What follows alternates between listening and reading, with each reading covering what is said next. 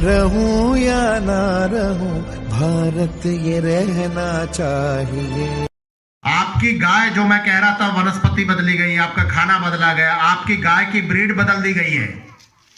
देसी गाय नहीं बची है, बहुत कम बची है, यानी 100 में से मानिए 25% बची है।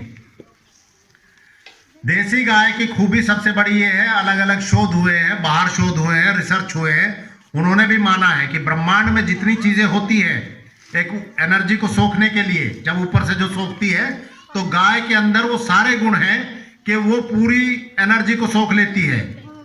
सींग उसके कॉस्मिक रेंज, जो आकाशीय तरंगे आ रही होती है, उसको सोखते हैं। और जो सबसे बहुमूल्य गुण उसका होता है, वो होता है उसका कुबड़, जो उठा हुआ होता है बीच से। उसमें सूर्य केतु नाड़ी करके एक नाड़ी होती है, जिसमें से एक पीला द्रव्य निकलता है जो स्वर्ण कण बनाता है दूध में। वो दूध अगर आप पीते हैं तो आपका बच्चा बीमार कभी नहीं होगा। ये दुर्भाग्य है कि हमें गाय के विषय पे भी बात करनी पड़ रही है, जो हमारी जननी है। इसीलिए कभी भी देखिए, गौ हत्या को ब्रह्म हत्या कहा गया, क्योंकि आप प्रकृति को नष्ट कर रहे हैं। एक गाय के हत्या हो जाने से 100 परिवारों का समझिए भरण पोषण समाप्त, क्योंकि उसका दूध में जो गुण थे, इसीलिए उसको ब्रह्म हत्या का संज्ञा दी गई। ब्राह्मण को ब्रह्म हत्या की संज्ञा दी गई। उसका कारण भी यही था कि एक शिक्षक होता है, वो प्रज्ञावान बुद्धि का होता है, आप 100 लोगों को ज्ञान बांटता है, तो इसीलिए उसको भी ब्रह्म हत्या कहा गया। गाय आपके यहां नष्ट करने का कारण यह था कि बहुत पहले एक वायरस इसी तरह का छोड़ा गया था भारत में अंग्रेजों द्वारा। तो उन्होंने देखा कि भारतीयों पर इसका कोई असर नहीं हुआ, तो उन्होंने शोध कराया कि क्यों नहीं हुआ। तो पता चला कि ये देसी गाय का, इनकी जो गौ नस्ल है, उसका ये दूध का सेवन करते हैं।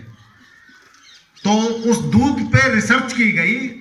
उसका रिसर्च में आया कि इसमें स्वर्ण कण मिलते हैं प्राकृतिक रूप से, और ये दूध इतना उत्तम क्वालिटी का है कि अगर इसको पिएगा तो व्यक्ति जीवन में बीमार हो ही नहीं सकता।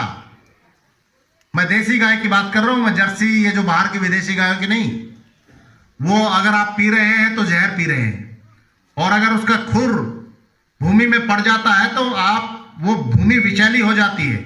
या आप नोट करके देख लीजिएगा, एक देसी गाय को ले जाइएगा खेत में और एक विदेशी गाय को ले जाइएगा, तो जहां देसी गाय खड़ी होगी आप देखेंगे कि वहां बीज डालिएगा, बीज तेजी से उपजेगा, और जहां विदेशी गाय होगी वहां उपजेगा ही नहीं। वो इतनी विषैली होती है। उसको जंगली सूअर कहा जाता है बाहर, जो अमेरिकन गाय बोलते हैं जिसको। तो धीरे धीरे कृत्रिम तरीके से उसको बदल दिया गया। आज भी हमारी सरकारें उसी व्यवस्था में लगी हुई है। मेरी बहुत सारी जानकारी में है, कृत्रिम गर्भाधान जिसको बोलते हैं, उससे उसको बदला गया है।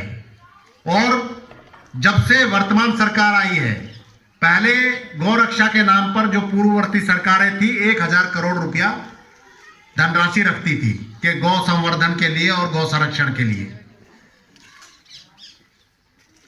माफ करिएगा 2000 रखती थी।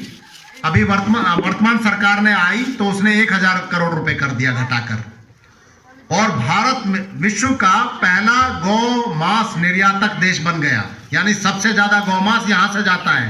पूरा यूरोप गौ मांस खाता है। जो अंग्रेज होते हैं वो गौ मांस का सेवन करते हैं। मुस्लिम कंट्रियां करती हैं, जो गल्फ कंट्रियां हैं, अरब कंट्रियां।